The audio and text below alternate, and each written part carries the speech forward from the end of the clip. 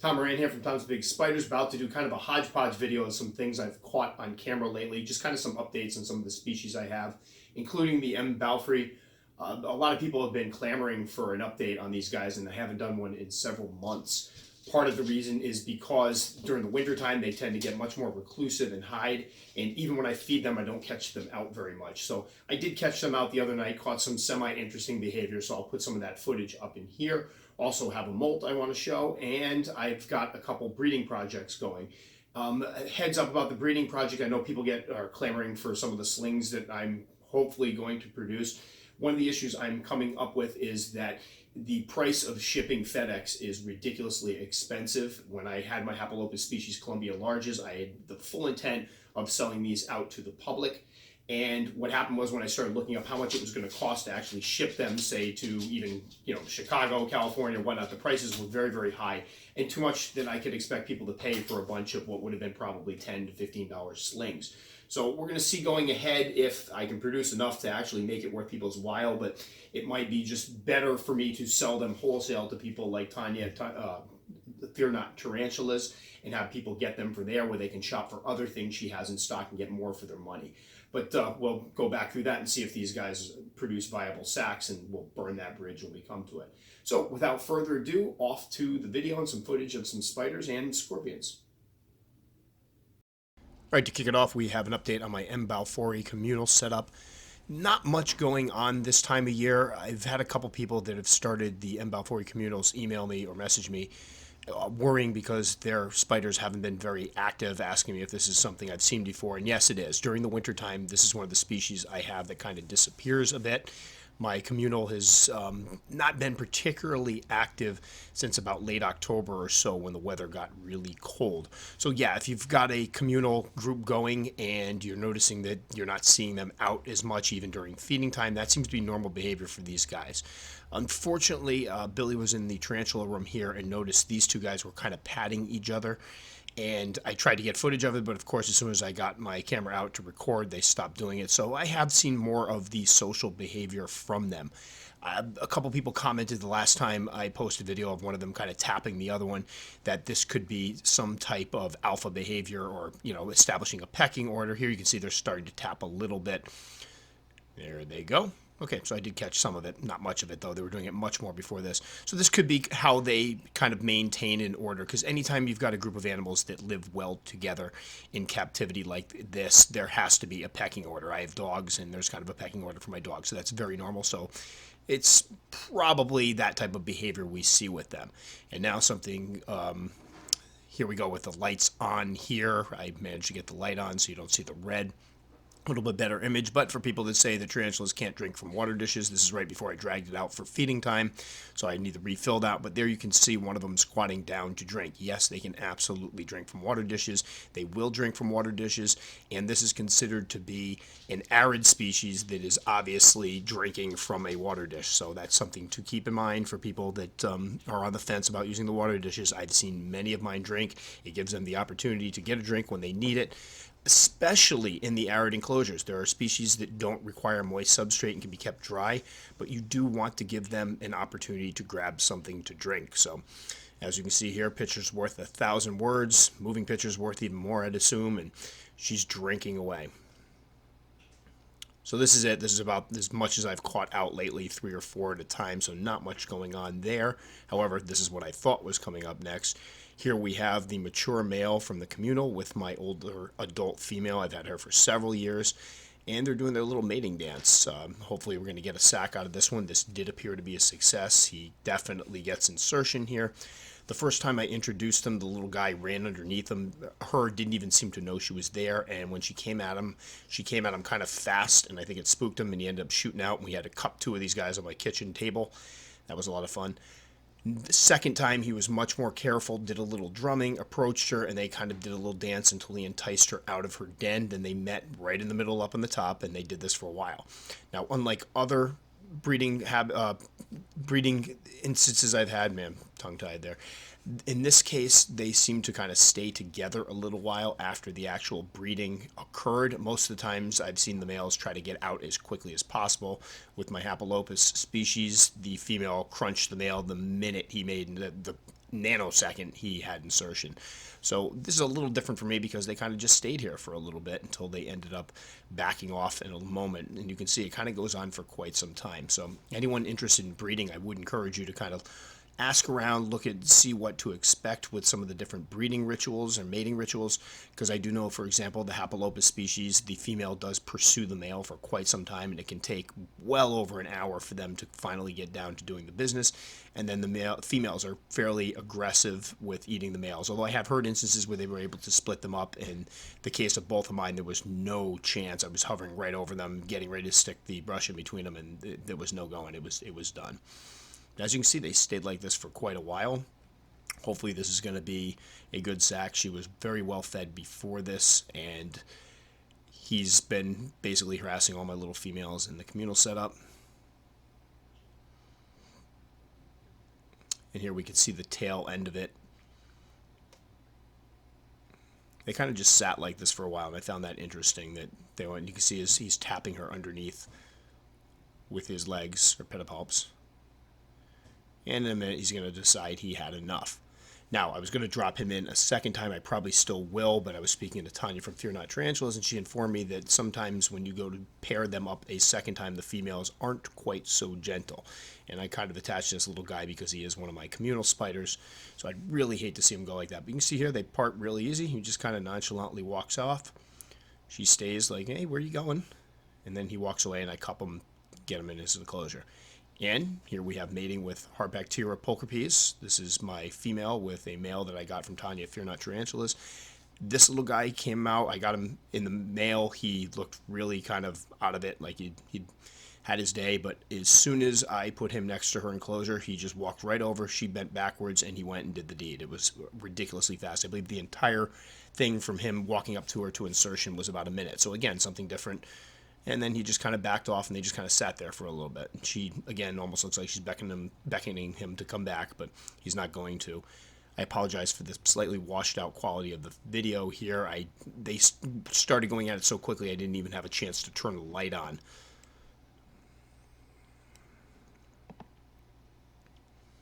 And as we fade, we see the tail end of it. They kind of just sat there for a while. And again, sometimes you have to be right there, and we are sitting right there ready with the paintbrush, but it was obvious that in this case it was a very gentle pairing, and that seems to be the case with a lot of the baboon species.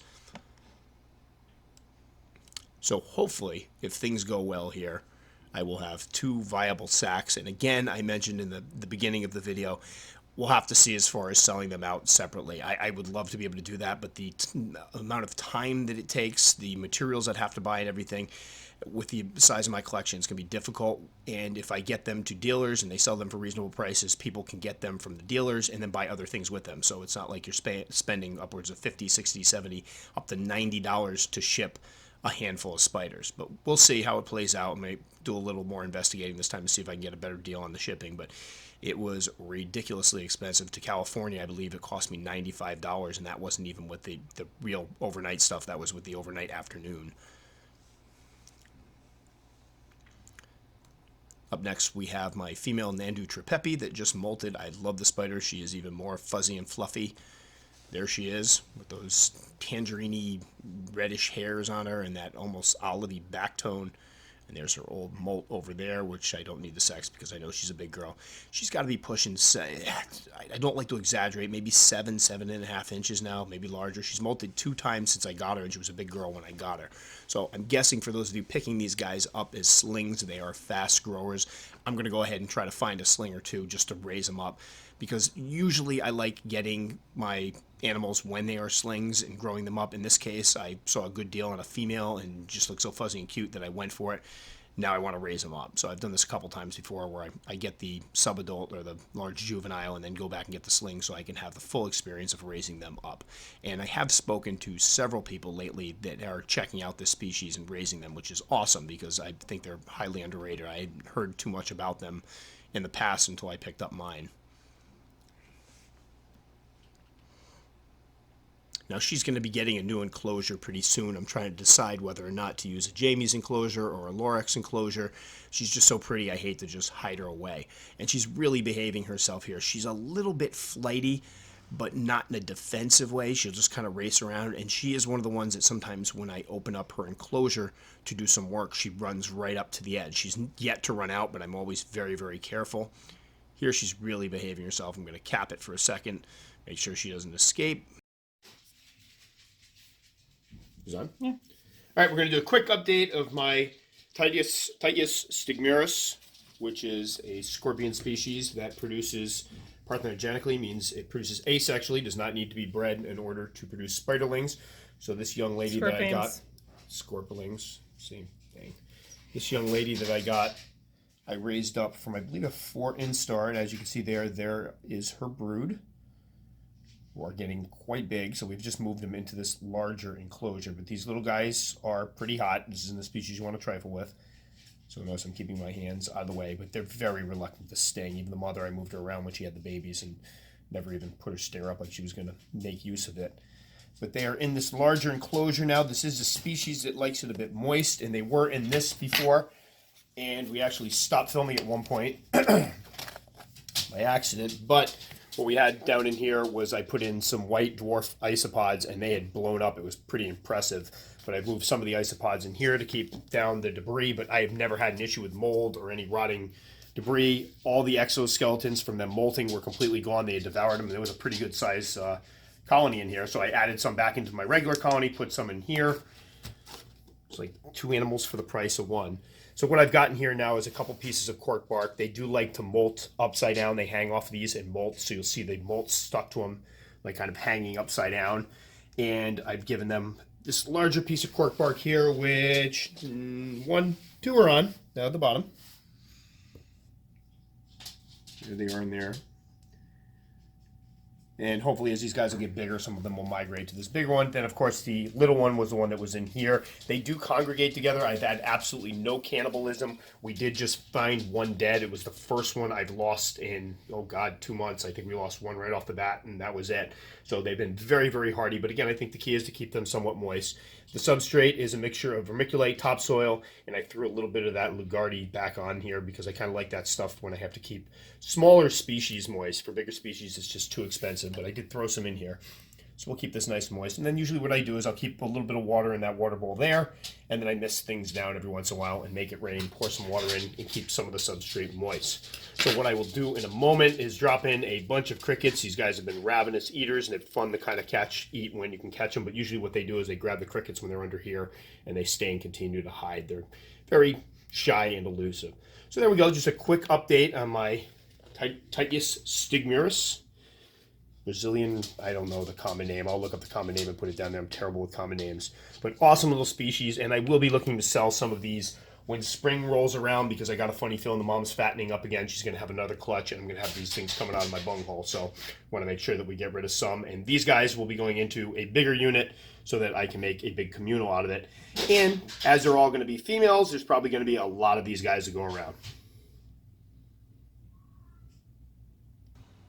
And finally, I've had several people lately ask if I have a Facebook page. I do, Tom's Big Spiders.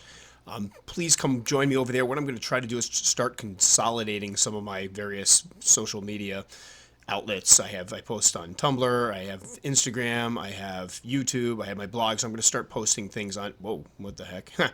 Didn't realize that was there. I'm going to start posting some of these things on Facebook. It's a good place to see what's up with Tom's Big Spiders, any news I got. I post fun things, pictures, things of that nature. Sometimes I have an idea and I run it by people. So please, if you haven't, come over and join me. Hop over to Facebook if you have an account and you're active, and look me up. And I also want to point out that I do have the Tom's Big Spiders website or blog that I'm still working on. I took a little break from it because, again, it's tough trying to bounce and forth between doing the videos and writing the husbandry notes and articles, but I am back to doing the husbandry notes. And what I would like to do is when I post a video, I know I talk very quickly, and some folks have a hard time following, especially if English isn't your first language. I speak very, very quickly. So I'm going to start posting up, like we see here, the text version of them, the articles, so people can print them out and go through them at their leisure. I also have articles like tarantula hybridization in the hobby that I like to write for the blog that I'm probably not going to turn into videos. So please, if you get a moment, come on, hit the button to watch, and you'll get an email anytime I post something up, because I hopefully got some good stuff coming up. Thanks for watching. Again, I hope some of you join me over on Facebook and check me out over on my blog.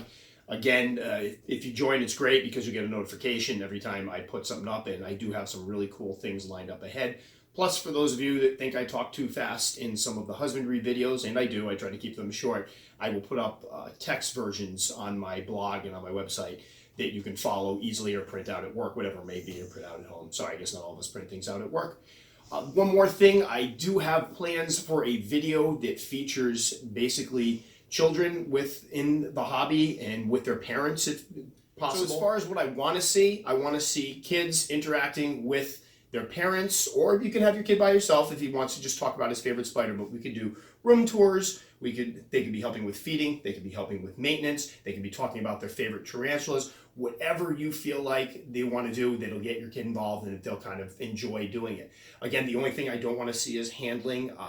I don't get into the handling topic very often. I know a lot of people do it. I'm not dead set against it. I have many friends that do it. I've handled before, but it's not something that I encourage or tend to show on my channel because I think too many people get into the hobby thinking they absolutely have to handle, and that's not the case. And again, with children, the biggest risk with handling is the possibility of a bite or an escape, and I think that could be even more dangerous with kids. So we really want to make sure that we're putting forth a safe type of video here where the kids are doing something that doesn't put them in any danger. And again, I know people let their kids handle and they do it safely, but I just don't want to do that going ahead. So if you can't do that, sorry, but I think there's so many other possibilities of things we can show kids safely working with these animals. So, because obviously some people that aren't in the hobby are probably going to see these videos and you want to set kind of a good example and show, no, it's not all about having spiders climb all over your head. So it would be cool, I think, to see some children working with their parents doing the hobby.